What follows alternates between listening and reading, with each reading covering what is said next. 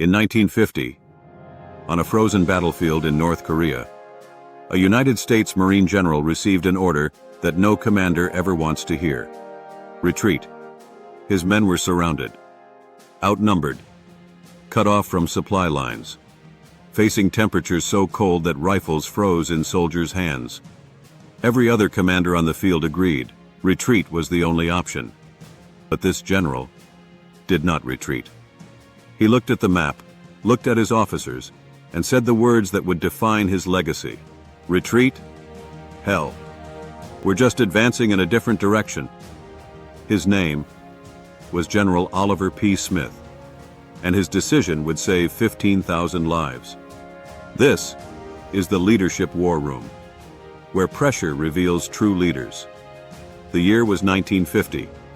Korean War had erupted only months earlier. United Nations forces, led by the United States, had pushed deep into North Korea. But then, everything changed. China entered the war with overwhelming force. Hundreds of thousands of soldiers poured across the border. Entire divisions vanished overnight. The temperature dropped to 30 degrees. Engines froze. Medical supplies turned solid. Men suffered frostbite within minutes. And in the middle of this chaos stood the 1st Marine Division, commanded by General Smith. Their mission was simple on paper: advance north, reach the Yalu River, end the war by Christmas. But war does not follow paper. Smith saw what others ignored. The terrain was a trap. The intelligence was flawed. The enemy was invisible. Until it was too late. He warned his superiors. He slowed his advance. He fortified positions others rushed through. And for this, he was criticized. But leadership is not about speed. It is about foresight. And Smith saw the storm before it arrived. By late November, the trap snapped shut. Chinese forces encircled the Marines at the Chosin Reservoir. 8 divisions, over 120,000 soldiers, against 15,000 Marines. The temperature plunged to 35 degrees. Winds cut like knives. Snow blinded entire units. Wounded men froze to death if not evacuated within minutes. Radio messages were frantic. Supplies were running out. Morale was collapsing. And then, the order came from headquarters: retreat immediately. But Smith refused. Not out of pride. Not out of stubbornness.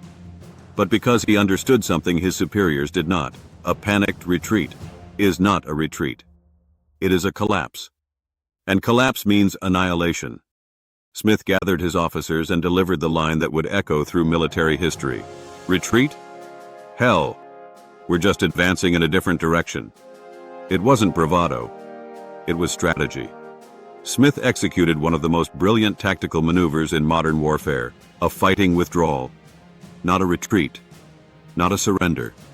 A controlled, disciplined, step-by-step movement south, while holding formation, protecting the wounded, and inflicting heavy losses on the enemy. He turns division into a moving fortress. Every mile was a battle. Every hill was contested. Every night brought new attacks. But Smith's discipline held. He built defensive perimeters. He coordinated air support. He kept units connected. He refused to abandon the wounded. He refused to leave equipment behind. And slowly, painfully, the Marines advanced south. Not in panic, not in chaos, but with precision. What looked like a retreat was actually a breakout. What looked like defeat was actually survival. After 2 weeks of brutal fighting, the 1st Marine Division reached the port of Hungnam, exhausted, frozen, bloodied, but alive. 15,000 Marines entered the Chosin Reservoir. 15,000 Marines came out. They brought out their wounded. They brought out their equipment. They brought out their honor. Historians call it the miracle of Chosin. But it wasn't a miracle. It was leadership. Leadership that refused to panic. Leadership that refused to collapse. Leadership that refused to retreat blindly into destruction. General Smith didn't save his men by being bold. He saved them by being calm, by seeing what others didn't, by slowing down when others sped up, by choosing discipline over emotion, by choosing clarity over chaos. Leadership under fire is not about aggression. It is not about bravado. It is not about shouting orders or charging forward. It is about control. Control of the situation. Control of the team. Control of yourself. General Smith understood a truth that every leader must learn. In crisis, speed kills. Clarity saves. He refused to retreat because retreat meant collapse. He refused to panic because panic meant death. He refused to follow orders blindly because orders were wrong.